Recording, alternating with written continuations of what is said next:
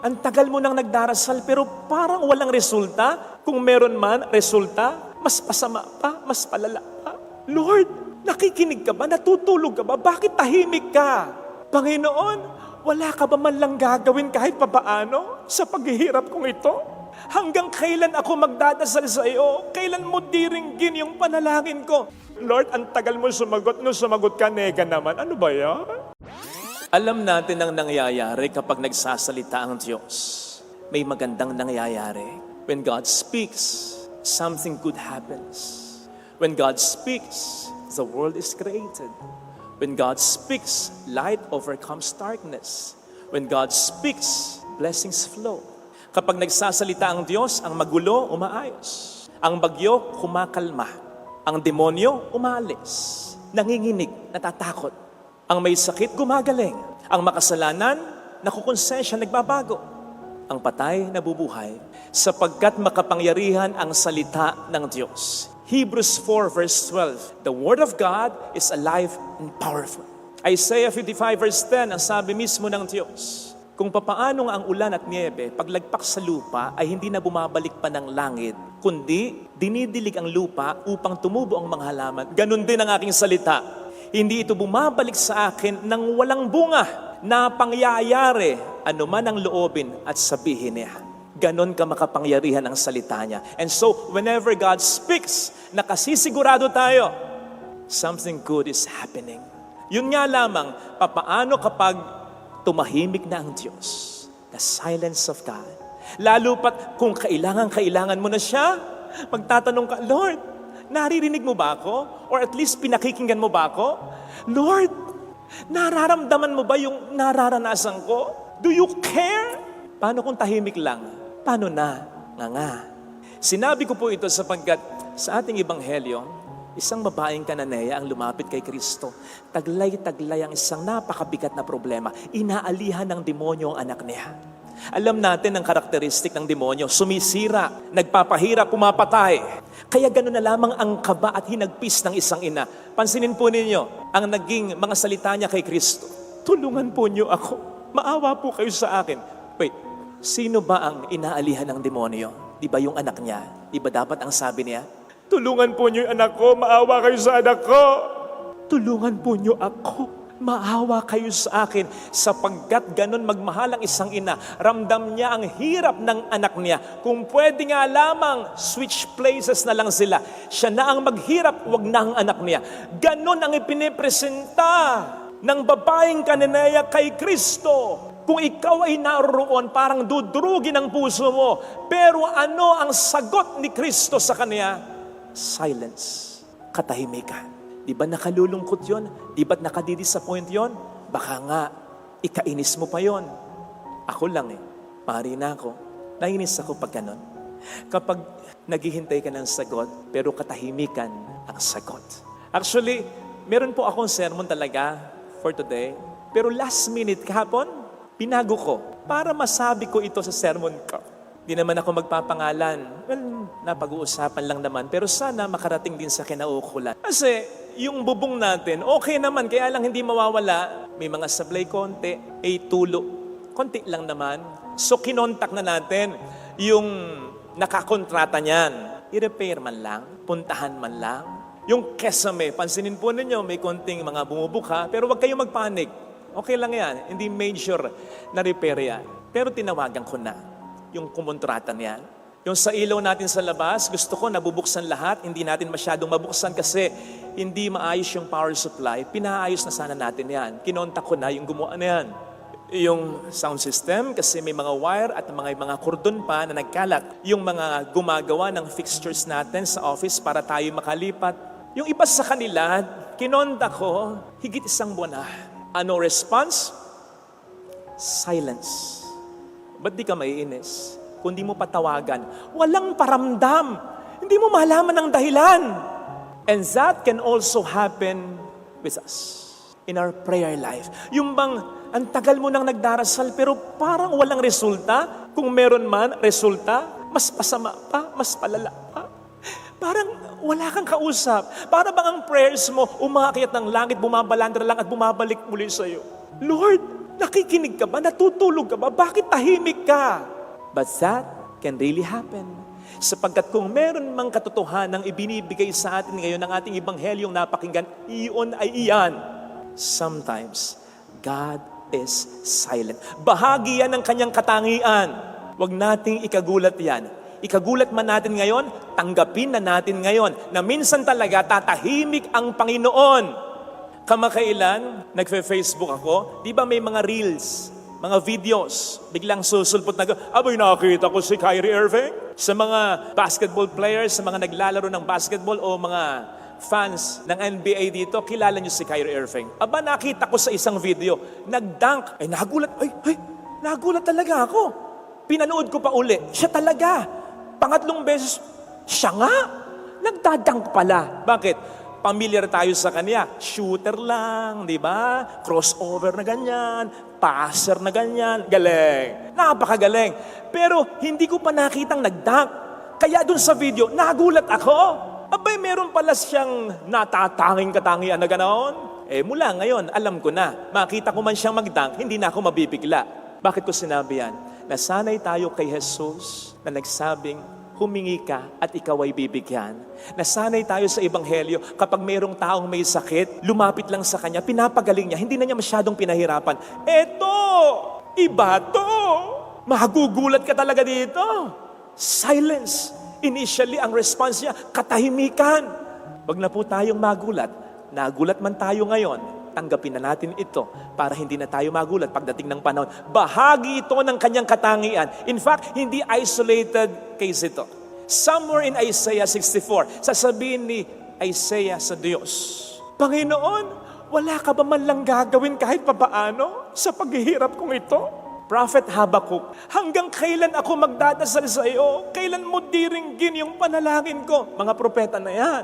Mga close sa Diyos yan. And not just that, remember that Abraham also experienced the silence of God. Ang tagal niyang walang anak. Kaya nga sumiping na rin siya dun sa kanyang alipin Ang tagal niyang walang anak. Moses experienced the silence of God. Job experienced the silence of God. Bumagsak ang kabuhayan, patay ang kanyang mga anak, sabay-sabay lahat. Ang kanyang katawan nagkasugat-sugat. Iniisip niya, Lord, nagdarasal siya, Lord, ano ba itong nangyayari? Silence of God was the response. Saint Paul experienced the silence of God. 3 beses niyang hiningi sa Diyos, Lord, alisin mo itong thorn in my flesh. Ano man yung thorn in my flesh na yun ni Saint Paul.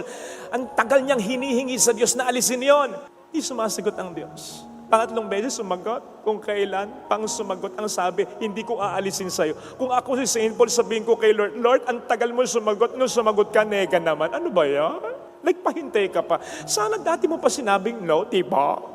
Huwag na tayong lumayo. Jesus on the cross also experienced the silence of God. Why have you forsaken me, my God? Kaya, dumating man ang pagkakataong parang tahimik ang Diyos, huwag tayong magulat. Huwag mo nang kultahin ang isip mo sa kaiisip. Ano ba ang dapat kong gawin? Kung ang lahat naman ay nagawa mo na, nakapagpa-check up ka na, nakapagpatingin ka na, pati albularyo, napaghabag mo pa, nakapagpatawad ka na, humingi ka na ng tawad, okay na, lahat na ng ginawa mo, okay na yon. Huwag mo nang kultahin ang isip mo sapagkat ganun talaga minsan ng Panginoon, tahimik siya. Huwag mo nang kultahin ang isip mo, ano bang pagkakasala ko? Kung wala naman talaga. O kung meron man, napagsisihan mo na. O so, huwag mo nang kultahin ang isip mo, ano bang kasalanan? O wala na nga, di ba? Talagang ganun lang ang Diyos. Tahimik lang siya. At bahagi yun ng kanyang katangian. Father, so paano na? Nga, no. Sapagkat kung ang katahimikan ng Diyos ay bahagi ng karakter niya, meron bang karakter ang Diyos na hindi mabuti? Wala. Lahat ng karakter ng Diyos, mabuti. So kung mananahimik siya, huwag kang mag-alala. Pati yung pananahimik niya, mabuti yon. Maniwala ka. Yung mga example natin kanina, yung mga kumontrata nito sa atin at kinokontak ko, tapos walang response, silence lang. Siyempre, ako naman ito, pinagtatanggol ko sila sa sarili ko. Benefit of the doubt. May ginagawa naman siguro, hindi ko lang alam. Ayan, di ba? Dapat ganun para hindi ka agad maiinis, para hindi ka agad magwo-worry, para hindi ka agad magagalit. Kaya lang, hindi mo ako masisi. Ang tagal At bakit hindi mo ako masisi? Kahit may benefit of the doubt na walang pangit na dahilan kung bakit hindi nila ito pinupuntahan. Tao pa rin naman yan. Tao pa rin sila. So po pwedeng ang dahilan ay nega. Po pwedeng may ibang project, mas priority yung iba sapagkat doon mas malaki ang kita. Po pwedeng ini-snub nila tayo dito sapagkat may ibang project sila. Po pwedeng may problema sa business nila. Po pwedeng tinatamad silang puntahan ito. Bakit? Kasi back job lang, konti lang ang kita. Pero dati naman, kumita na sila sa atin sapagkat sila ang kumontrata ng lahat ng yan. So hindi mo maiwasang mag-isip, kahit may benefit of the doubt, kahit pinagtatanggol ko sila sa sarili ko, kasi tao lang sila, pwedeng totoo yung mga nega na naisip ko. Naintindihan po ba ninyo? May isang pare, tinext ko, hindi nag-reply. Pero sin, buti sana kung ang ginawa niya, pinrest lang niya. Tuturuan ko kayo, long press lang. Kung ayaw mong sabihin niyang sin mo, long press lang. Tapos pitawan mo. Nabasa mo, pero hindi sin. Yun sin Walang reply Father, baka hindi na yun ang account niya. Okay? After a week siguro, nag-text sa akin, may tinanong. Hindi, sumagot ako. Sa loob-loob ko, siguro naman makikita mo yung tanong ko. Sumagot ka rin, sumagot ako sa tanong mo. Ay, hindi. Walang sagat. Okay, sige. Okay, pagtanggol natin sa sarili ko si Father. Okay, hindi niya intention yon. After a month, nag-text uli ako, may tinanong uli ako, ibang tanong naman. O after a month na ito ha, sumagot, hindi. Sin, oo. O, diba? Pero alam po ninyo, kung mabait ako, doble, triple ang bait nito. Napakabait. Walang masamang tinapay sa paring ito. Kaya nga pinagtatanggol ko sa sarili ko Mabait si Father Baka naman nag-text siya, kaya lang hindi niya na-send. Pero kahit mabait siya, tao pa rin siya. Kaya hindi mo maalis sa akin ang mag-isip, baka may atraso ako sa kanya. Amen? Yun ang pagkakaiba ng katahimikan ng Diyos at katahimikan ng tao. Sa katahimikan ng tao, pwede pang may dahilan na nega. Pero sa katahimikan ng Diyos, huwag kang mag-alala. Walang dahilan na nega. Wala siyang ibang mas pinaprioritize kaysa sa'yo, pantay-pantay sa atin ang tingin niya. Wala siyang favoritism. Hindi siya tinatamad, hindi pumapalya ang business niya, hindi pumapalya ang paghahari, ang powers niya. At lalo't higit, hindi niya tinetake ang ating kasalanan against us. Lalong-lalo na kung kinakailangan naman natin ang tulong niya. So wag kang mag-alala. Wag mo nang isip-isipin, bakit tahimik ang Diyos? Mahalaga ang isipin mo, kung nagawa mo na ang lahat, ano pa ba ang dapat kong gawin habang tahimik ang Diyos? And the answer is, gospel reading, perseverance. Sa mas madaling mga salita, push. Pray until something happens. Huwag kang titigil sa pagdarasal at matyagang pagsisimba kahit tahimik siya. Bakit? Sapagkat hindi mauuwi sa wala, may kapupuntahang maganda. Sapagkat ang katahimikan niya ay mabuti pa rin, maniwala ka. Halimbawa, ano nga ba ang sabi ni St. Ambrose kay Monica?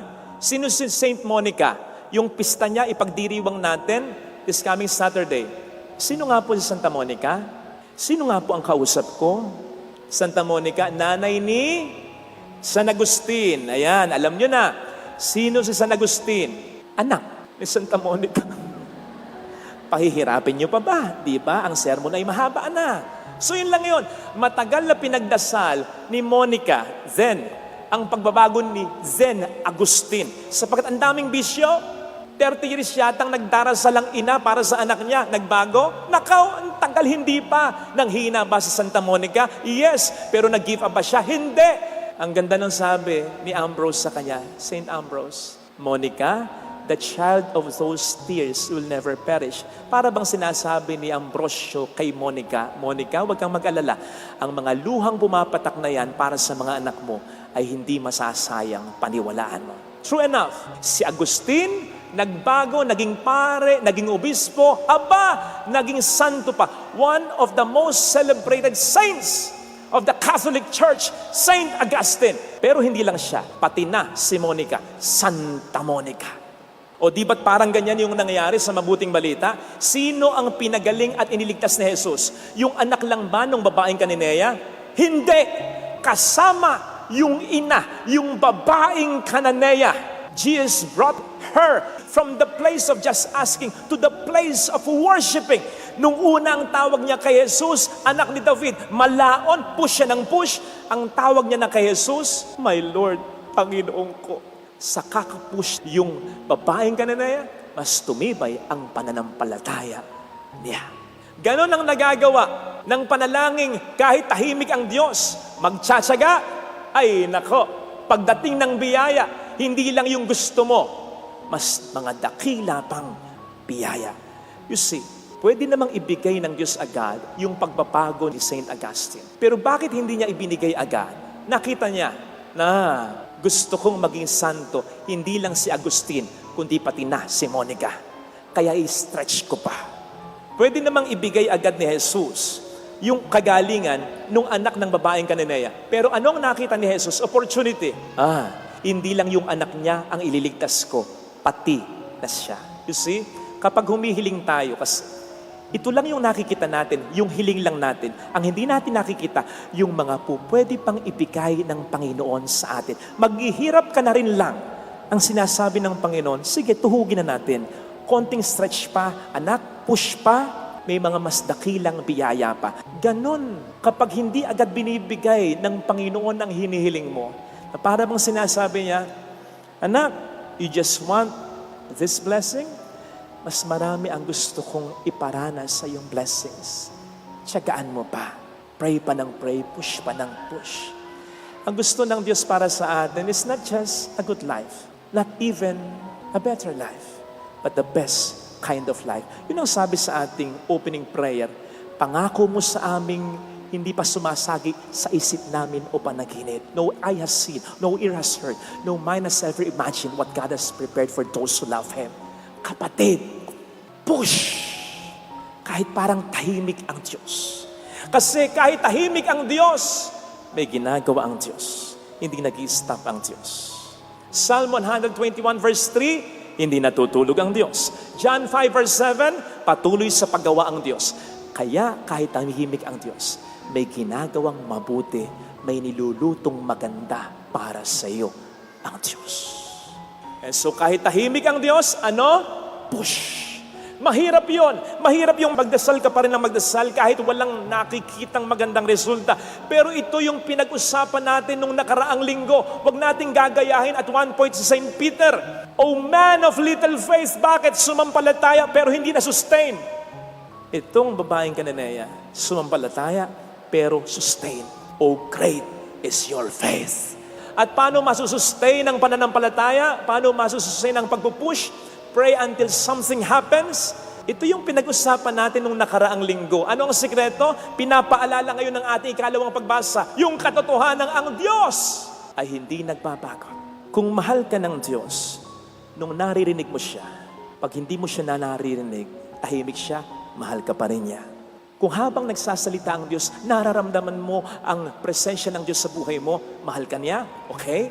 Pero kahit hindi mo na siya nararamdaman, minsan, maniwala ka, mahal ka pa rin niya.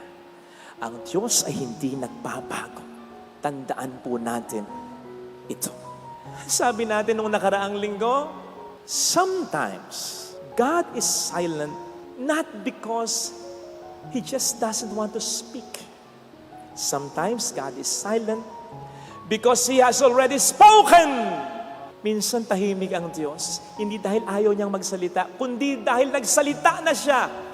Sinabi na niya sa iyo, mahal ka niya. Sinabi na niya sa iyo, kapag kasama mo siya, wala sa iyong uubra. Sinabi niya na sa iyo, malilimot ng ina ang anak niya, pero hindi kanya malilimutan. Hindi na niya uulit-ulitin yun. Bakit? Sinabi na niya sa iyo. Hindi niya ulit-ulitin yun na araw-araw. Bakit? Kapag inulit-ulit niya yun, pwedeng magbigay ng maling interpretasyon sa iyo na pag inuulit-ulit ng Diyos sa araw-araw, darating ang araw na magbabago yon. Bukas makalawa, hindi ka na niya mahal. Hindi. Kaya hindi niya inuulit-ulit. Naniniwala siya. Alam niya. Pag sinabi niya, yun na. Di ba yun ang sabi niya kay Pedro? Sabi niya kay Pedro, come. Sa salita lang. Hindi niya sinabing, come baby, come. Hindi. Come lang.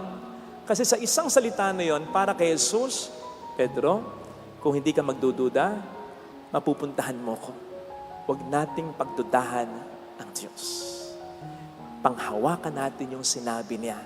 Tayo ang mag-ulit-ulit nito sa ating isipan, sa ating kalooban. Ganon ang ginawa ng babaeng Cananea.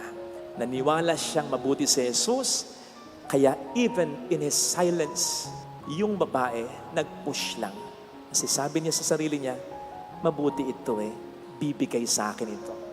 Ganun sana ang ating isipin, ano man ngayon ang problemang nararanasan natin.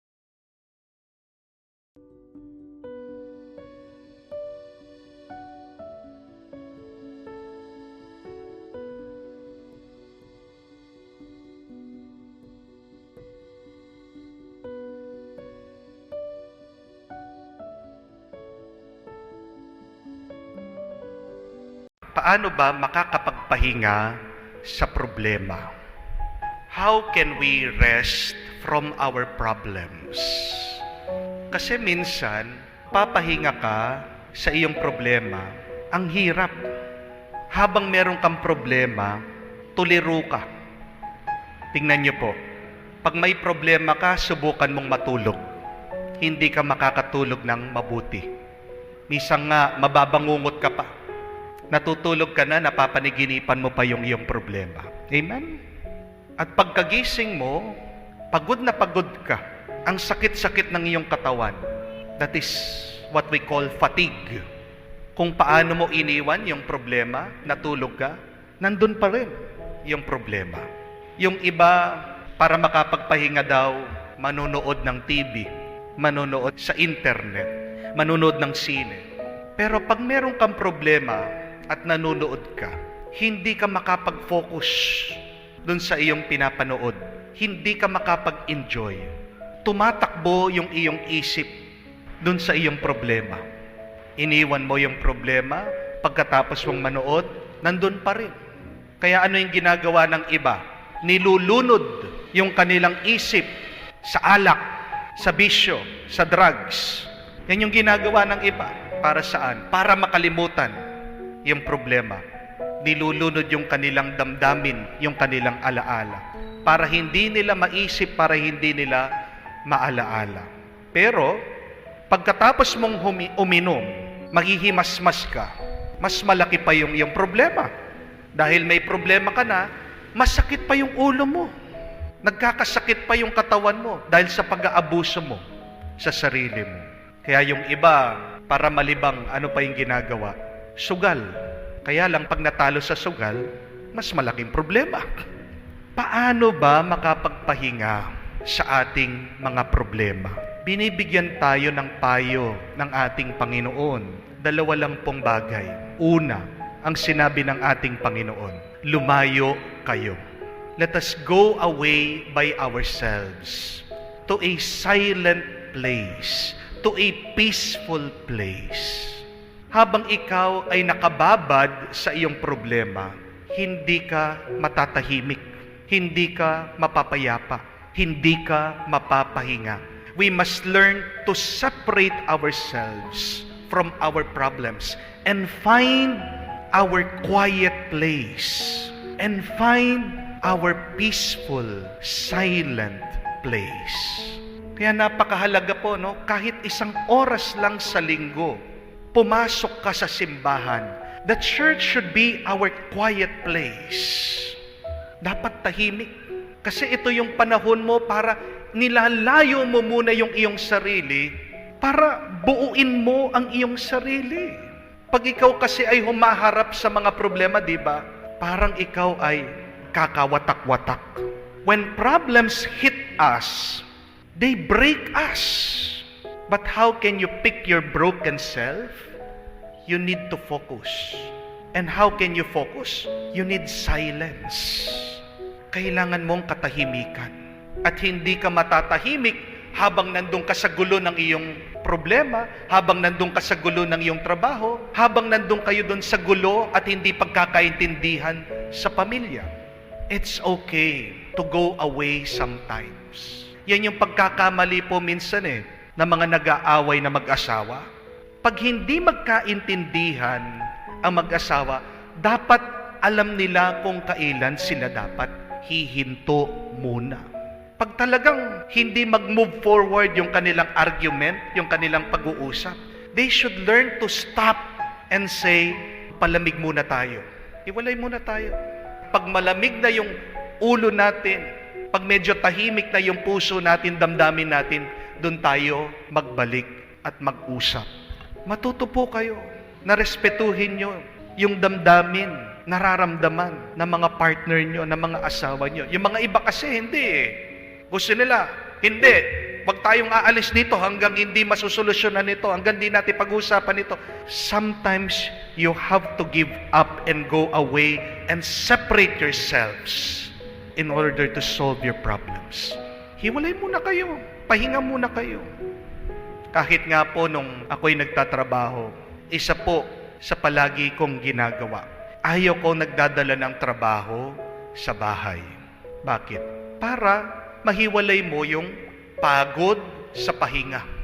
8 hours ka nang nagpapagod, uuwi mo pa sa bahay. Pahinga mo na lang, gagawin mo pang trabaho. Gagawin mo pang stress. Alam niyo po, sa ibang bansa, bawal na bawal tawagin yung mga empleyado ng mga boss. Pag tinawag ng kumpanya yung empleyado sa bahay habang nagpapahinga, pwede po nilang kasuhan. Pwede po nilang demanda yung kumpanya, yung kanilang mga manager, yung kanilang boss. Bakit? Because they have to respect the peace, the rest of the employee. Paano ka makakapagpahinga kung nakababad ka pa rin dun sa iyong problema, sa iyong trabaho, sa iyong ginagawa? Alam ng Panginoon yun.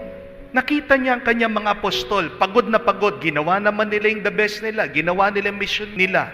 Kaya ano sabi ng Panginoon? Tara, lumayo tayo muna dito sa tahimik na lugar para makapagpahinga kayo. You can never rest from your problems if you are immersed in your problems, in your work. Remember that. Learn to go away sometimes. Pero hindi naman ibig sabihin, umalis ka, forever kang umalis. Bakit umalis ka? Kasi gusto mo lang tumahimik. Kasi gusto mo lang magpahinga. At pag okay ka na, bumalik ka. Ano pang sinabi ng ating Panginoon? Para makapagpahinga ng kakaunti. Yun lang po yung kailangan natin eh. Kaunti lang.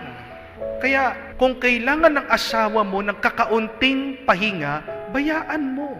Kung kailangan ng kakaunting pahinga ng mga nagtatrabaho, bayaan mo. We need that little rest and silence to be strengthened once again. Kakaunti lang, hindi mo pa maibigay, bigay mo naman. Pero pangalawa, para makapagpahinga po tayo sa ating mga problema, kailangan paubaya din natin yung ating trabaho, yung ating problema sa Panginoon. Where we stop, the Lord continues. Tandaan niyo po yan. Kung hanggang saan lang yung iyong kaya, pagkatapos nun, ialay mo, paubaya mo kay Jesus, siya na ang magtutuloy nun. Yan po yung narinig din natin sa ating ebanghelyo. Magpapahinga sana sila, sinama sila ng Panginoon sa isang tahimik na lugar, pero nalaman daw, narinig ng mga tao, dagsa sila, nagunahan sila. Naghihintay na yung trabaho sa kanila doon. Pero napansin niyo po, ito, tingnan niyo to. Hindi sila pinagtrabaho ng Panginoon. Nung nakita daw ng Panginoon ang napakaraming tao na kailangan bigyan ng pansin, na kailangan lapitan, na kailangan tulungan. Sinong nagtrabaho? Yung mga apostol na pagod? Hindi. Siya mismo. Bumaba siya sa bangka at tinuruan daw niya ang mga tao. Bakit ba napapagod tayo minsan sa problema? Kasi ginagawa natin, niyayakap natin lahat. Tayo lang. Hindi mo naman kailangan harapin lahat ng problema mong mag-isa. Kung hanggang saan lang yung kaya mo. At pag hindi mo na kaya, ang Panginoon kaya niya. Siya naman. Learn to give up some of your burdens and problems to the Lord. Where you stop, the Lord continues. Pag umaga, anong kailangan po nating gawin? Magpasalamat tayo. Yan ang magandang dasal. Pag-uumpisa ng araw. Pero pag tapos na ang araw, paggabi, anong kailangan nating gawin? Magtiwala. Magtiwala ka sa Diyos na yung iyong ginawa ito'y babasbasan niya at dadagdagan pa niya. Remember that. In the morning, be grateful. But in the evening, be faithful. Faithfulness. Puno ng pagtitiwala sa Diyos. Yung kasabihan nga, di ba? Do your best and God will do the rest. Mapapaubaya mo lang sa Diyos kung may tiwala ka sa Diyos. Pero kung hindi ka nagtitiwala sa Diyos, hindi mo papaubaya sa Diyos. Kung hindi ka nagtitiwala sa Diyos, palagi kang pagod, palagi kang tuliro, palaging mabigat ang buhay mo. Alam po ng Panginoon, kailangan nating magpahinga. Siya mismo ang nag-aanyaya sa ating magpahinga. Kaya bigyan mo naman ng konting panahon ang sarili mo, ng katahimikan, at punuin mo ng tiwala ang isip at puso mo. Kaya ng Diyos yan. Relax ka lang.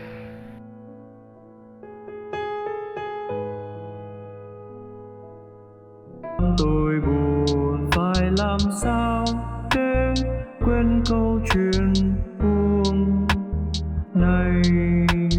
Từng ngày trong mong thao thức về với bóng ai, khiến cho tôi mơ hoài từng ngày tìm về nơi chốn đó với ai.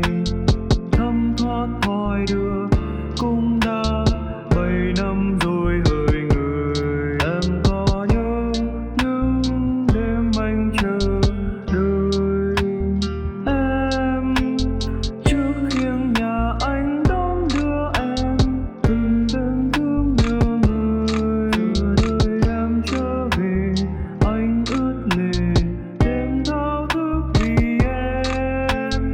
Ánh dương kia sẽ tắt nơi đây, biết đâu em sẽ về để thắp sáng nỗi buồn nơi cuối đường. Ta sẽ thấy được nhau em ơi.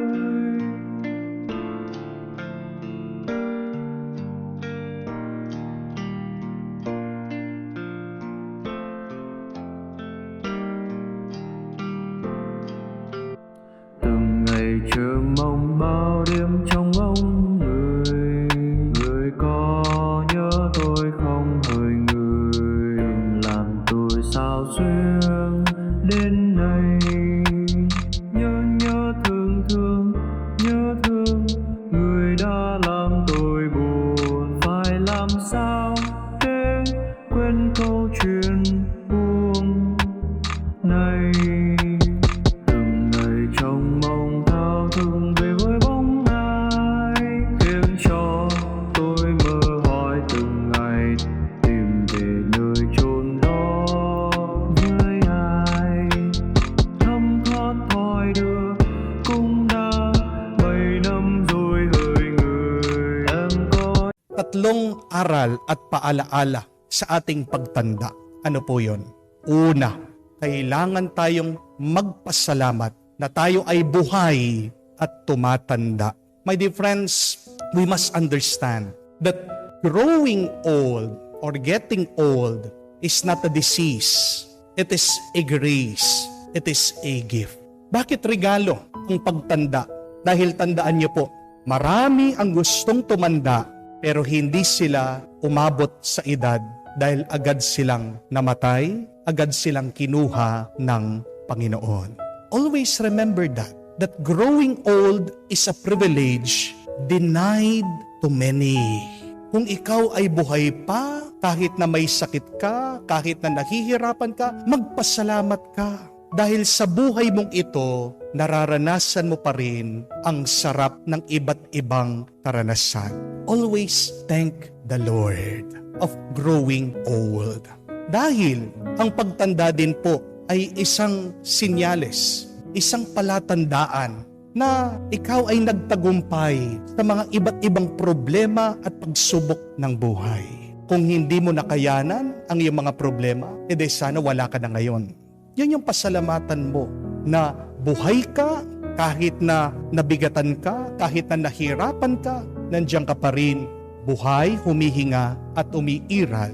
Salamat sa tulong at grasya ng Diyos. Every day, as you wake up, always thank the Lord for the gift of life, no matter how hard and difficult it is. Because it is only through your life that you can experience this world, this beautiful earth, this beautiful life and experience that God has created.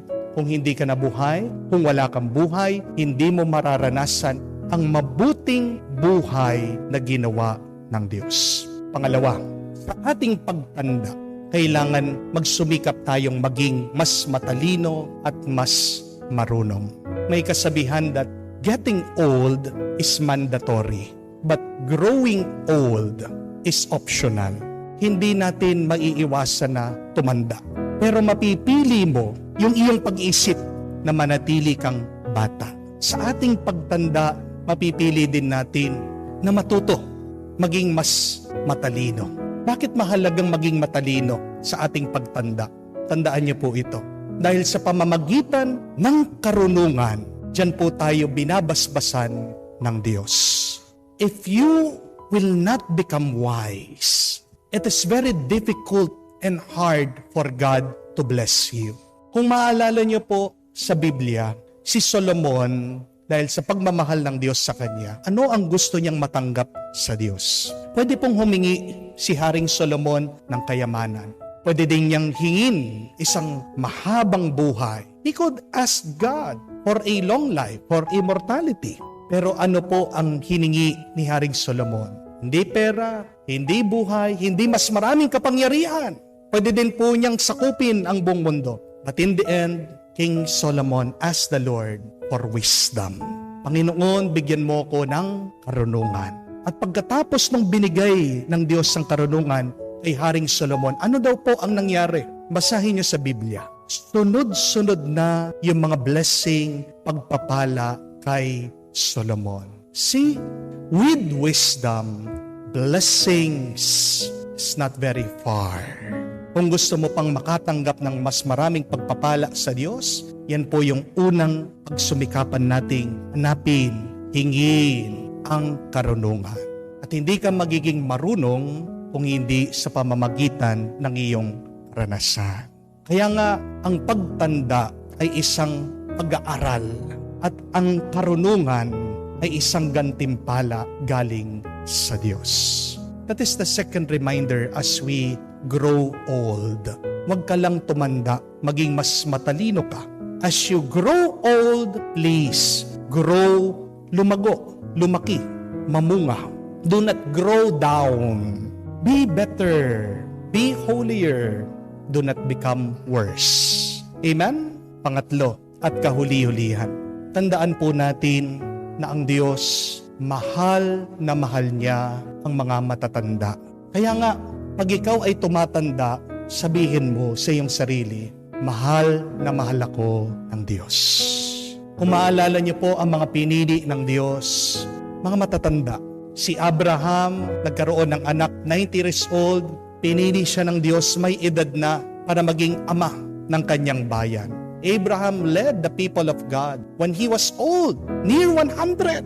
Isipin niyo po yun. Pero kung hindi naniniwala ang Diyos kay Abraham, hindi sana siya pinili. But God loves him. God trusted Abraham. Si Sakaraya at si Santa Isabel, pinili ng Diyos maging magulang ni San Juan Bautista, ang tagapaghanda ng daan ng ating Panginoong Hesukristo. Pinili si San Joaquin at Santa Ana maging mga magulang ng ating mahal na ina. Ang kabanalan ni Maria, siguradong natutunan niya sa kanyang mga magulang. Mary was holy because she also had holy parents. Kaya sana po, kung paano mahal ng Diyos ang mga matatanda, tayo din, mahalin natin ang mga nakakatanda sa atin. Pero isa din yan sa mga malungkot na katotohanan at kwento ng ating buhay, hindi po ba? May mga anak na imbis na mahalin at gawin magaan ang buhay ng kanilang mga magulang, nagiging pabigat pa sila sa kanila. Kamukha po nung minsan, Meron nag-open up sa akin. Umiiyak. Ang tanda-tanda na po. 80 years old. Sinusumbong yung mga anak niya. Sabi, Father, hanggang kailan kaya kami ng asawa ko magtatrabaho? Itong mga anak namin, utang ng utang. Hindi po namin alam kung saan nila dinadala yung mga inuutang nila pagkatapos kami sinisingil. Ito pong isang anak ko, ginamit pa yung aking credit card. Umutang ng milyon, ngayon yung bangko akong sinisingil. Anong gagawin namin? Hindi na po namin kaya, gusto na naming mag-retire. Di po ba nakakalungkot yun? Sana yung mga magulang buong buhay na nilang nagpagod, nagtrabaho, kahit konting oras at panahon na lang, sana makapag-enjoy sila, magpahinga na sila, hindi nila magawa. Dahil sakit ng ulo pa rin nila yung kanilang mga anak. Mga anak, mga nakakabata, maawa naman po kayo sa inyong mga magulang, sa inyong mga nakakatanda. Give them a break. Remember, God loves old people. God chooses the elderly. Isang kabanalan din yung pagpapakita ng pagmamahal at malasakit sa mga nakakatanda. Buong buhay na nila ang kumakayod, nagpapagod. Bilang balikhandog at pasasalamat natin sa kanila, sana tayo naman, mga nakakabata, mga malalakas pa, tayo naman ang magtrabaho at magbigay na isang maginhawang buhay para sa kanila. My dear friends, we cannot avoid growing old. But we can make it a lot more beautiful, a lot more peaceful, and a lot happier if we strive to love each other, if we strive to grow, to learn, if we strive to persevere in life. Pagdasal po natin yung mga nakakatanda sa atin, lalong-lalo na yung walang nakakaalala sa kanila. At ikaw, magpasalamat ka kung buhay ka pa rin, tumatanda, ano ang mission mo? Maging mas matalino ka, magpakabuti ka, at kung meron nakakatanda sa iyo, bilang pasasalamat mo sa Diyos, mahalin mo sila, ingatan mo sila. Pag minamahal natin ang mga matatanda, tandaan niyo po, na para na rin natin minamahal ang Diyos. Kung mahal mo ang Diyos, umpisan mo sa iyong pagmamahal sa mga nakakatanda.